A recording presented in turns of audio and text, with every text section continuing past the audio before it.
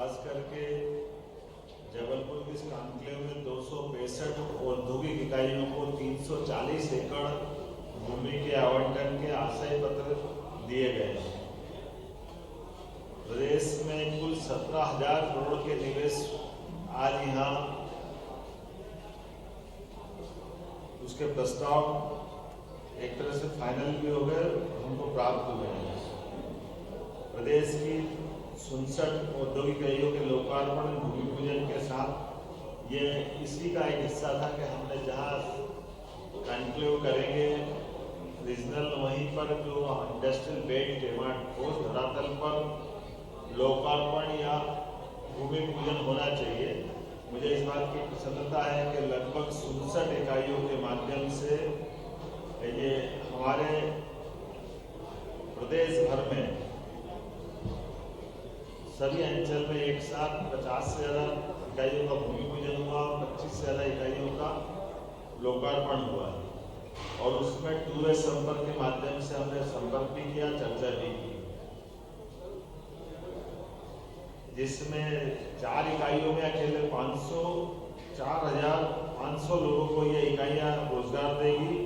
और जो आज जिनका भूमि पूजन लोकार्पण हुआ उनमें लगभग 1,530 करोड़ रुपए का निवेश उनमें आज हुआ है। मुझे इस बात की प्रसन्नता है कि आज जो यहाँ हमारी अपनी इस कॉन्क्लेव में जो शामिल हुए उसमें रक्षा उपकरण निर्माण से जुड़ा हुआ बड़ा एक नया हमारा डेवलपमेंट हुआ है, जिनके बीच में अशोक लीलैंड और आर्म्स व्हीकल निगम लिमिटेड के माध्यम से 600 करोड़ रुपए का आपसी करार किया गया। ये जबलपुर के लिए बड़ी उल्लेखनीय बात है कि भविष्य में यहाँ टैंक का निवेश प्रारंभ होगा। टैंक के निर्माण, अभी तक तो गन के नाते से जानते थे, गन फैक्ट्री थी, लेकिन अब यहाँ टैंक भी बने जाएंगे।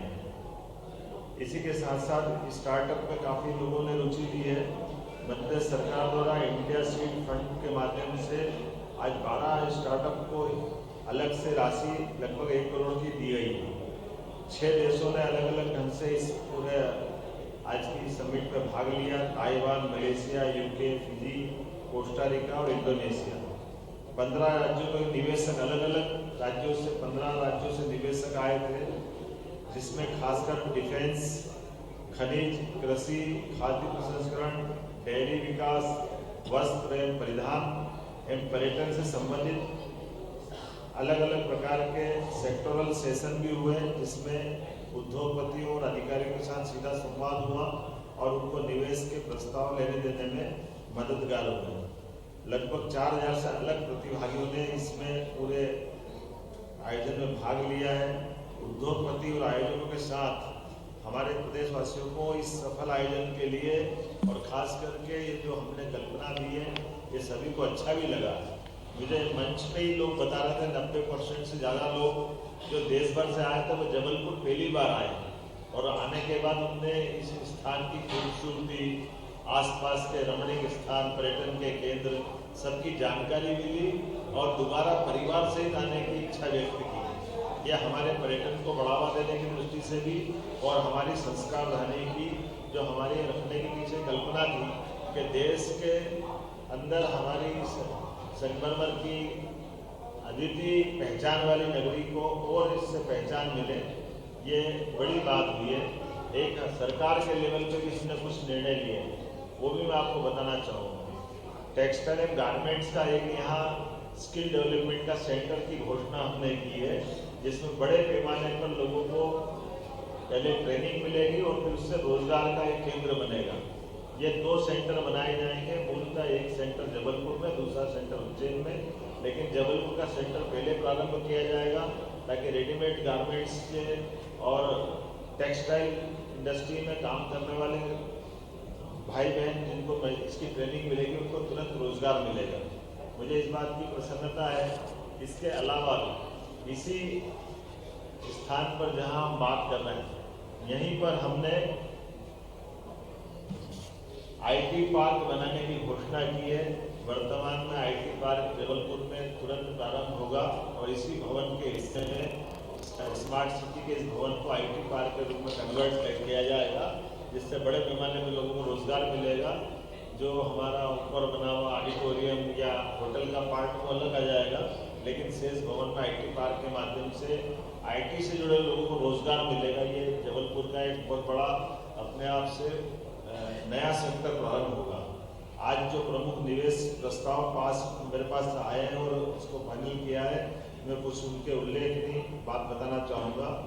हमारा बैजनाथ ग्रुप का खाद्य प्रसंस्करण का ये छिंदवाड़ा में इसका प्रोजेक्ट लगने वाला है।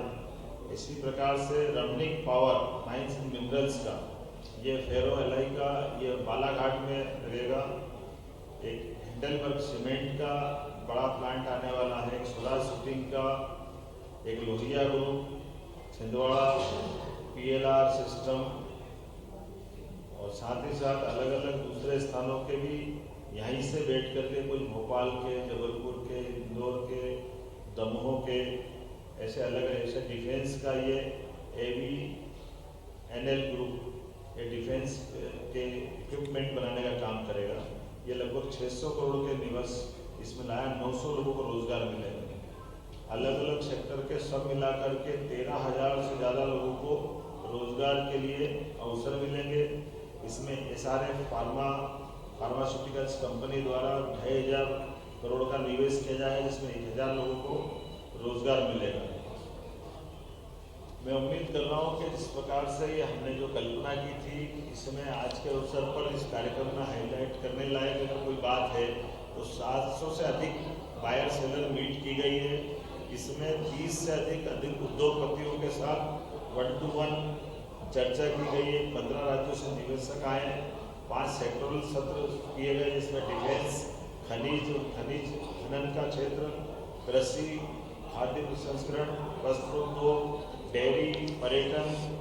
इसी के साथ साथ गोलमेज 3 राउंड टेबल की चर्चा हुई है, जिसमें रक्षा क्षेत्र में निवेश के अलग अवसरों पे आगे जाकर के ये भी प्लान कर रहे हैं कि केवल रक्षा के मामले में हमारे एक अलग से समिट की जाए, जिसमें रक्षा क्षेत्र से जुड़े हुए शासकीय और अशासकीय दोनों सेक्टर के लोगों के साथ में जोड़ करके और नए स्टार्टअप वाले बच्चों के साथ मिलजुल करके इसमें एक बड़ी संभावना पे काम किया जाएगा।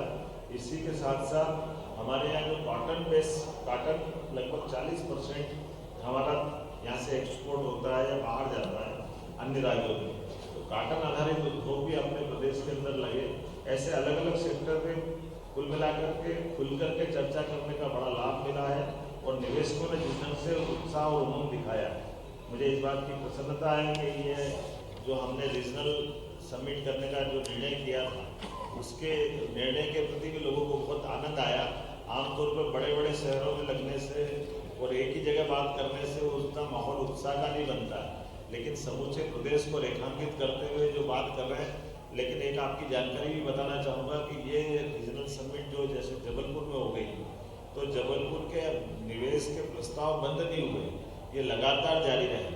यहाँ पर भी स्थानीय स्तर पे जो लोग रोजगार के लिए इंडस्ट्री डालना चाहते हैं, अलग सेक्टर में काम करना चाहते हैं, उन सब के लिए भी हमारे यहाँ के अधिकारियों से लगातार संवाद करते हुए अब आने वाले समय में जैसे ये समिट सागर, ग्वालियर, रीवा में होने वाली है, बाद में भोपाल में होगी, तो यहाँ उस समिट में चलते चलते भी यहाँ के लगातार प्रस्ताव जो मिलते रहेंगे उस पर भी काम करेंगे। एक अच्छी बात है कि इथेनॉल के बहुत बड़े पैमाने पे प्रस्ताव मिले और इथेनॉल का केवल इथेनॉल के लिए नहीं, ये हमारे लिए मोटे अनाज की दृष्टि से बहुत काम का है। राइस का, मक्के का, ये बड़े पैमाने पे कृषि क्षेत्र में मददगार होने वाला है प्रोजेक्ट है, जिसके माध्यम से भविष्य की बड़ी संभावना है। इसी प्रकार से कोल इंडस्ट्रियों के साथ साथ हमारी पावर सेक्टर में भी अच्छे प्रस्ताव मिले। लगभग 4,500 करोड़ के अडानी ग्रुप ने उनको कोल और सोलर से जुड़े हुए पावर प्रोजेक्ट पे अपने निवेश फाइनल किए हैं। साथ साथ और अन्य अलग अलग लोगों ने प्रस्ताव दिए। कुल मिलाकर के जिस प्रकार का वातावरण बना है, ये सभी सेक्टर के लिए, उदाहरण के लिए मेडिकल सेक्टर में भी हमारे प्राइवेट मेडिकल कॉलेज के प्रस्ताव भी मिले और हॉस्पिटल से जुड़े हुए अलग अलग बीमारियों को लेकर के भी अलग अलग प्रस्ताव हुए हैं, जिसके माध्यम से निजी क्षेत्रों को हेल्थ के सेक्टर में भी जोड़ा है। कुछ प्राइवेट एजुकेशन सेंटर के लिए भी बात आई है। सब मिलाकर के सभी सेक्टर में समान रूप से और खास करके खदान आधारित उद्योग, माइनिंग आधारित, उसमें भी मिनरल्स पे हमारे यहाँ जो जो उपलब्धता है उसमें खरीद से लगा करके आयरन तक, और एक तो हमको स्टील प्लांट का भी प्रस्ताव मिला है। उम्मीद करता हूँ कि सभी प्रस्तावों के माध्यम से औद्योगिक निवेश का एक नया वातावरण पूरे देश में मध्य प्रदेश को लेकर के बनेगा और मध्य प्रदेश न केवल इंडस्ट्रियल सेक्टर में मजबूत होगा बल्कि और आगे जाएगा। मेरी अपनी ओर से सभी निवेशकों और सभी मीडिया के बंधुओं को, जिस ढंग से आपने सकारात्मक माहौल बनाया, हमारे जबलपुर के सारे नेतृत्व को भी मैं धन्यवाद देना चाहूँगा, आभार मानूंगा कि आपके कारण से हमारा ये सेक्टर, जो हमारी अपनी प्रतिबद्धता है कि हम जबलपुर और महाकौशल के बेल्ट में नए निवेश को भी लाएंगे और रोजगार के नए अवसर उपलब्ध कराएंगे। जनता ने जो हम पे भरोसा किया है उस भरोसे को खरा उतरने के लिए बड़े पैमाने पर आप सबका जो सपोर्ट मिला है, मैं आप सबको भी धन्यवाद देना चाहूँगा, क्षेत्र की जनता का और प्रशासन का भी, जिनके कारण से ये पूरा आयोजन हो सका है। मेरी अपनी ओर से पुनः एक बार आप सबका आभार, बहुत बहुत धन्यवाद।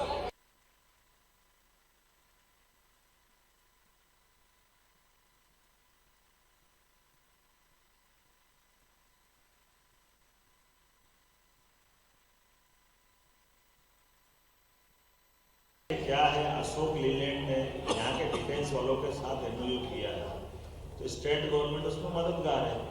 ये भारत सरकार के जो आपस के करार हैं उसमें, और लेकिन एक अच्छी बात ये भी है कि भविष्य में डिफेंस के सेक्टर में अलग अलग प्रकार के उनके रक्षा के संसाधन या जो उनकी ज़रूरत है वो वेपन्स भी बनेंगे, लेकिन उसकी जुड़ी हुई बाकी लैंड है जहाँ उसका वो परीक्षण करना चाहते हैं, तो ऐसे लोगों को बुला करके उससे जुड़े हुए सारे पक्षों पर समान रूप से मध्य सरकार अपना प्लेटफॉर्म उपलब्ध कराने को तैयार होगी।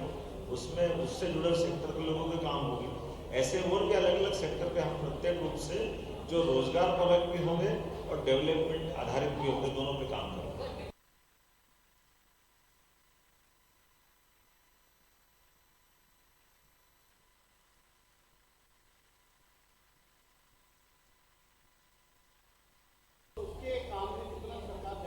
देखो, हम इस जो रोजगार पर मैंने दूसरी बात भी कही, केवल रेडीमेड गारमेंट्स नहीं, हमने तो टेक्सटाइल की बात भी कही और उससे आगे बढ़कर के आईटी की बात भी कर रहे हैं। हमारे यहाँ मिनरल बहुत है जबलपुर बेल्ट में, तो मिनरल में भी केवल रॉ मटेरियल ले जाने के बजाय उसके यहाँ से प्रोडक्ट तैयार हो जाए, तो कुल मिलाकर रोजगार प्रोडक्ट जो जो इंडस्ट्री फ्री हो सकती है वो सबको प्रोत्साहन दे रहा है।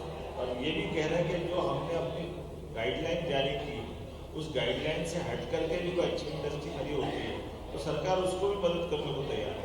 कुल मिलाकर के रोजगार परक, एक तरह से रोजगार फ्रेंडली माहौल बनना चाहिए, तो ये उसी दृष्टि से हम इसको चल रहे हैं।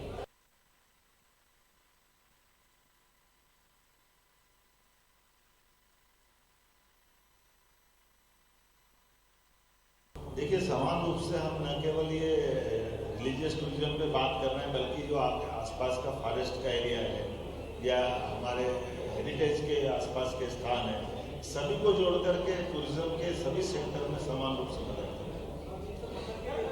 अब मुझे लगता है